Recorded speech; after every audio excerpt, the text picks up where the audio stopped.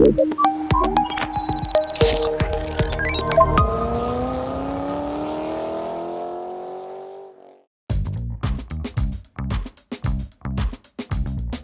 Times drive family, मैं हूं क्रांति संभव। स्वागत है आप सभी का टाइम्स ड्राइव पॉडकास्ट में। आज के टॉपिक के बारे में बात करूं इससे पहले दिखाता हूं एक तस्वीर आपको।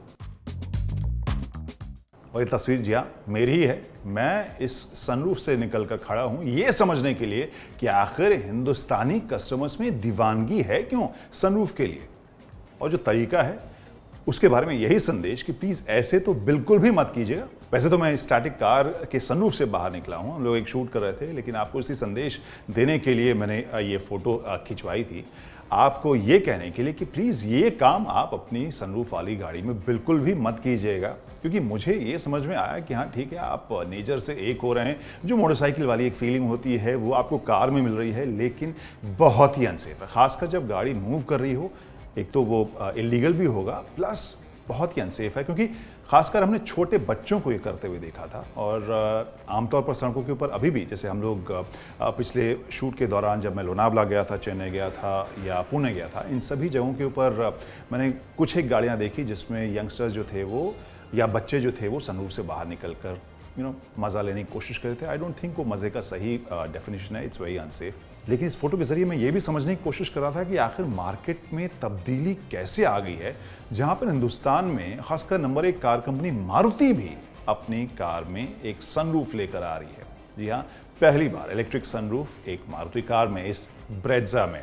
और जब हम इन दोनों ही कंपनी से, खासकर मारुति और हुंडई से बात करते हैं, तो पता चलता है कि पिछले 3 से 4 साल में मार्केट के जो प्रायोरिटीज़ है, जो कस्टमर्स की रिक्वायरमेंट या उनकी जो फरमाइश है, वो बिल्कुल बदल चुकी है। यहाँ हमने मारुति से जब बात की इस सनरूफ के बारे में, उन्होंने साफ बताया कि पहले एक तो फ्यूल एफिशिएंसी एक बड़ा मुद्दा होता था, ब्रांड नेम एक बड़ा मुद्दा होता था, लुक्स जो है वो एक बड़ा मुद्दा ऑब्वियसली होता था कस्टमर्स जब अपनी गाड़ी खरीदते थे। लेकिन अब चौथा मुद्दा जो सबसे इंपॉर्टेंट हो गया है वो टेक और गैजेट्स और फीचर्स का हो गया है। और इसी वजह से आपने देखा कि 360 डिग्री कैमरा और हेड अप डिस्प्ले तो दिया ही है, इसके साथ एक इलेक्ट्रिक सनरूफ भी मारुति ने दिया है। वहीं जब हुंडई से हमने बात की, वहाँ के आंकड़े तो और भी चौंकाने वाले थे, क्योंकि 2018 के मुकाबले 2022 के जो फिगर्स थे, सनरूफ वेरिएंट जिनकी बिक्री हो रही थी वहाँ ऑलमोस्ट डबल हो गया है।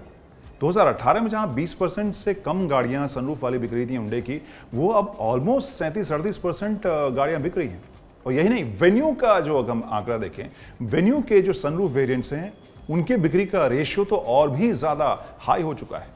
अगर मार्केट की बात करें तो जाटो डायनामिक्स के सर्वे के हिसाब से ऑलमोस्ट 41% या उससे ज़्यादा ही जो कस्टमर्स हैं वो सनरूफ वाली गाड़ियां खरीद रहे हैं। और हाल फिलहाल में देखा, पैंडेमिक ने लोगों के मेंटालिटी को, जो लाइफ के लिए आउटलुक है, जो चीज़ें वो चाह रहे हैं खरीदने की, उन सभी को लेकर एटीट्यूड बिल्कुल वजह है। और शायद इसी वजह से सनरूफ की बिक्री जो है वो पहले से कहीं ज़्यादा बढ़ गई है। आई नो, शुरू से आपने अगर हमारे पुराने रिव्यूज़ देखे होंगे तो मैं बहुत ज़्यादा उसका फ़ैन नहीं रहा हूँ।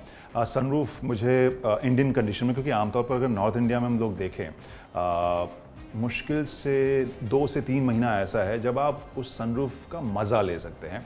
और मोस्टली इंडियन जो वेदर है वहाँ पर सनरूफ बहुत प्रैक्टिकल नहीं है, लेकिन फिर भी हम देख रहे हैं कि लगातार सनरूफ वाली गाड़ियों की संख्या बढ़ती जा रही है। So I am okay with it. अब तो मैं भी उसको खोल के, जैसे मैंने वीडियो या फोटो आपको दिखाए, तो वो कोशिश कर ही रहा हूँ कि हाँ भाई, ये फैसिनेशन दरअसल है कैसा। लेकिन ये मैं ज़रूर कहूँगा कि अब ज़्यादा से ज़्यादा कस्टमर्स इस तरह के फीचर्स गाड़ियों में चाह रहे हैं जो केवल यूटिलिटी सेंट्रिक नहीं है, वो थोड़े एस्पिरेशनल हैं, थोड़े लाइफस्टाइल वाले चॉइसेस या इस तरह के एक स्टेटमेंट देने वाले फीचर्स भी हैं। और इसी वजह से कस्टमर्स पैसे भी खर्च कर रहे हैं। और जैसे आपको याद होगा कि एंट्री सेगमेंट में हो सकता है या हैचबैक की गाड़ियों की बिक्री भले ही थोड़ी कम हुई हो पिछले 2 से 3 साल में, लेकिन अगर हम एसयूवीज़ की बात करें या 10 लाख प्लस की गाड़ियों की बात करें, ऑलमोस्ट 37% जो मार्केट है वो 10 लाख प्लस का हो गया इंडस्ट्री वाइज। और वो एक बड़ा डेवलपमेंट है, बड़ा एडिशन है इंडियन कार इंडस्ट्री के हिसाब से।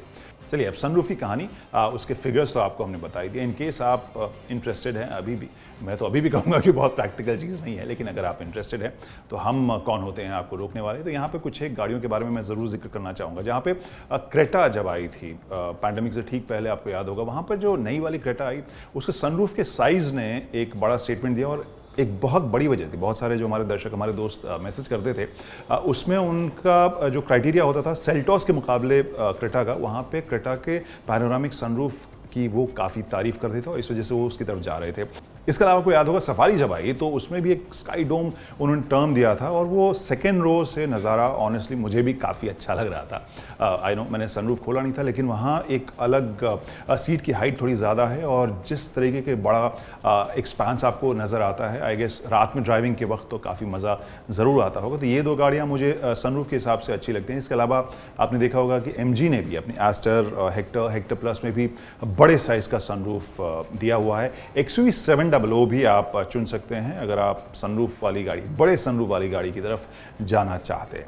हालांकि छोटी गाड़ियों में भी हमने सनरूफ देखे हैं, साइज़ हालांकि उसका बहुत बड़ा मैं शायद नहीं कहूँगा, और बिना खोले हुए भी असली जो मज़ा है उस छत का, जो ट्रांसपेरेंट छत है, वो मेरे ख्याल से पैनोरामिक में आता, अगर आपके पास वो बजट हो तो।